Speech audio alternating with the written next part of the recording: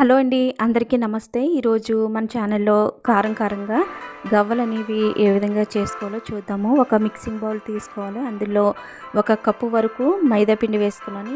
ఈ ప్లేస్లో మీరు గోధుమ పిండి అయినా వేసుకోవచ్చు. ఇందులో 2 టేబుల్ స్పూన్ వరకు గోధుమ రవ్వ, ఉప్మా రవ్వ ఉంటుంది కదా, అది వేసాను. ఇందులో సాల్ట్ సరిపడినంత, కారం 2 టేబుల్ స్పూన్ వరకు వేసుకున్నాను. చిటికెడు పసుపు వేసుకుని ఇదంతా కూడా స్పూన్తో ఒకసారి అంతా కలిసే విధంగా కలుపుకోవాలి.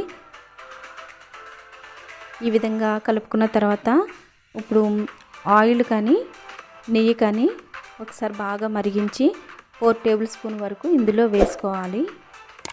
ఇలా వేయడం వల్ల గవ్వలు అనేవి చాలా గుల్లగా వస్తాయి. ఇప్పుడు స్పూన్తో ఈ విధంగా కలుపుకున్న తర్వాత ఇప్పుడు ఇందులో వాము 2 టేబుల్ స్పూన్ వరకు చేతిలో వేసుకుని ఒకసారి రఫ్ చేసుకుని వేసుకోవాలి. ఇప్పుడు ఇందులో జీలకర్ర పొడి 1 టేబుల్ స్పూన్ వరకు వేసాను. ఉంటే వేసుకోండి, వేసుకుంటే దీని ఫ్లేవర్ అనేది చాలా బాగుంటుంది. ఈ విధంగా స్పూన్తో బాగా కలుపుకున్న తర్వాత ఇప్పుడు చల్లారిన తర్వాత చేతితోటి అంతా కూడా కలిసే విధంగా కలుపుకోవాలి.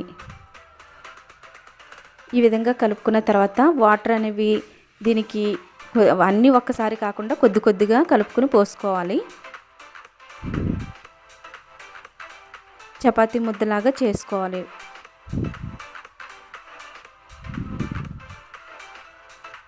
చూడండి, మీకు చూపించిన విధంగా ఇలా సాఫ్ట్గా అవ్విన తర్వాత మూత పెట్టేసి 15 నిమిషాల వరకు నాననివ్వాలి పిండి అనేది. ఇప్పుడు 15 నిమిషాల తర్వాత మూత తీసి చూస్తే ఈ విధంగా వచ్చింది కదా. ఇవి చేతితో చిన్న గోళీల్లాగా చేసుకోవాలి. ఇప్పుడు సైజ్ అనేది పెద్దగా ఉంటే కనుక మీకు ఇంకా కొద్దిగా చిన్నగా చేసుకోండి. ఇప్పుడు గవ్వలది పీట ఉంటుంది కదా, దాని మీద చేసుకోండి. అది లేని టైంలో ఈ విధంగా జాలీ లాంటివి ఉంటాయి కదా, డీప్ ఫ్రై చేసి తీస్తూ ఉంటాము. దానికి ఇలా లైన్స్ ఉంటుంది కదా. ఇప్పుడు గవ్వలు అనేవి ఈ విధంగా చేసుకోండి. లేదంటే దువ్వాని ఉంటుంది కదా, కొత్త దువ్వానికి కూడా ఈ విధంగా చేసుకోవచ్చు, బాగా వస్తాయి.